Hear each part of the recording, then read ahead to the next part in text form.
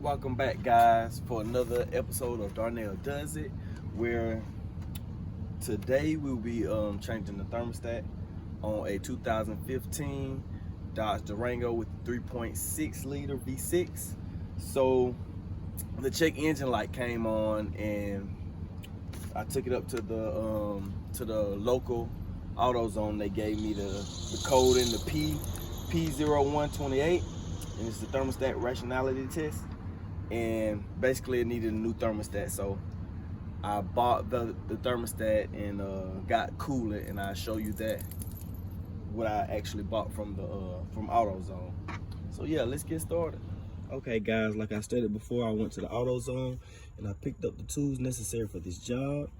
I got some coolant because we're gonna lose some coolant when we detach the top radiator hose from the thermostat. We're gonna lose some coolant, so I got the coolant to go in. I also got the thermostat there. They both were $19.99 a piece.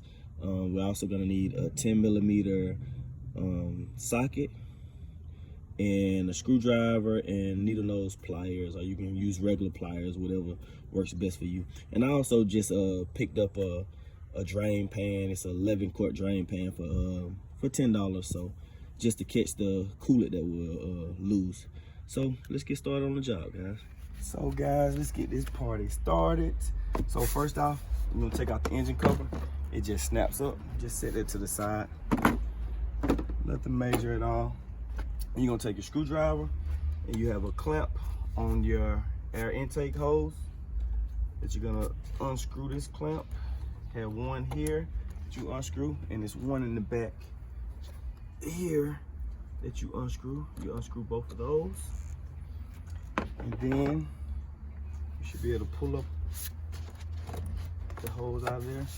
And up under here is another piece that snaps in, so you just pull up and it snaps off. Then you take off your vacuum lines. Take the vacuum lines out. You can just move this right to the side. It's also a clip back in the back that you just unclip. So we can just move this to the side. And we're gonna come with your needle nose pliers. So this is the part when you need to put your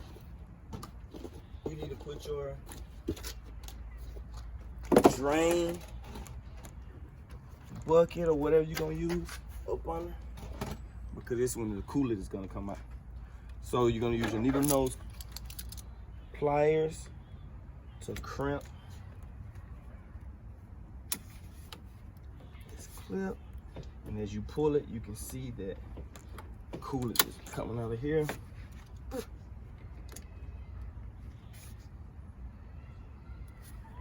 And make sure that your vehicle is all the way cool when you do this, because if not, this definitely will bust off and it will burn. It's not gonna be a pleasant sight. We can get this clamp off. Move it down the hose.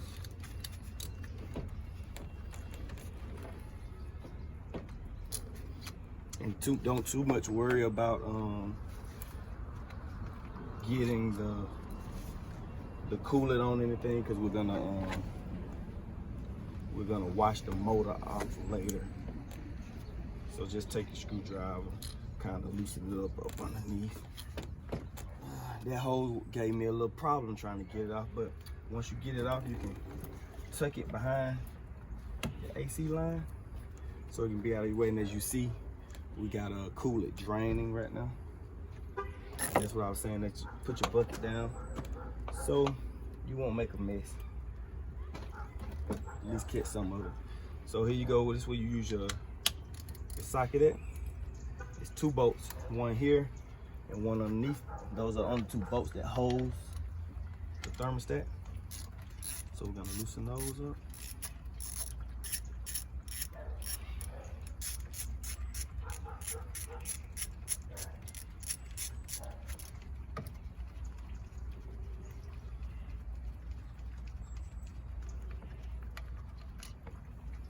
Loosen up the bottom.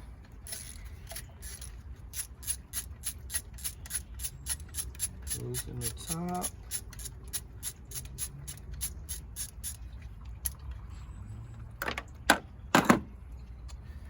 Just gonna simply pull it off.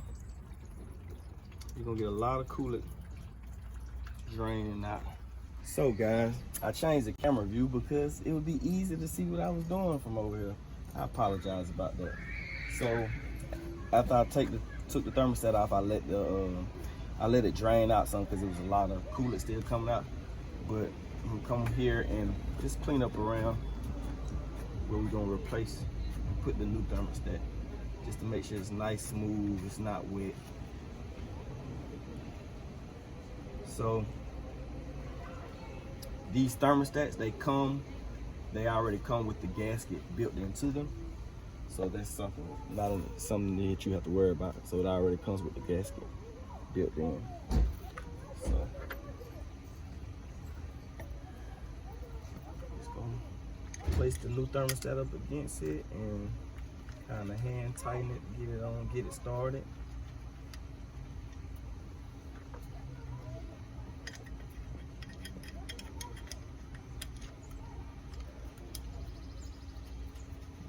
Started.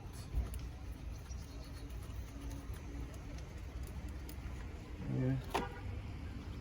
We're gonna take our sockets.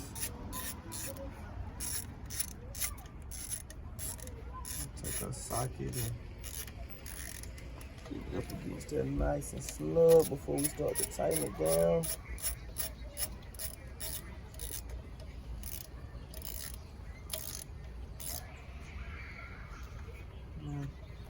Just tighten it up. You don't want to over tighten it, just get it snug. I don't have a torque wrench, so I'm not able to torque it, but kind of just tighten it to it's nice and snug, but not over tight. So once you get that on, you would then come back and put your hose back on.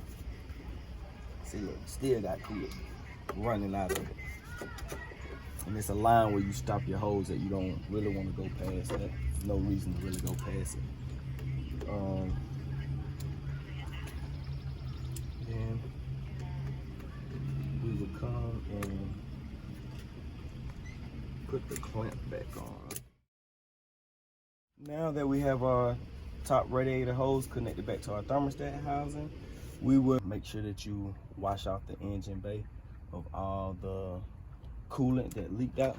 So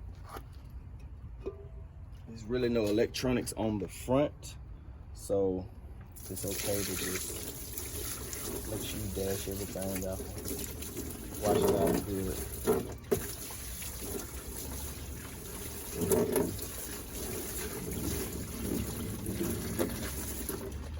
And that's just so you won't be getting the smell of that burnt off coolant like that, which you still gonna get a slight smell, but it's not gonna be too major because you washed the majority of it off. So now I'm gonna go ahead and replace all of the top components, the air vents and the motor cover.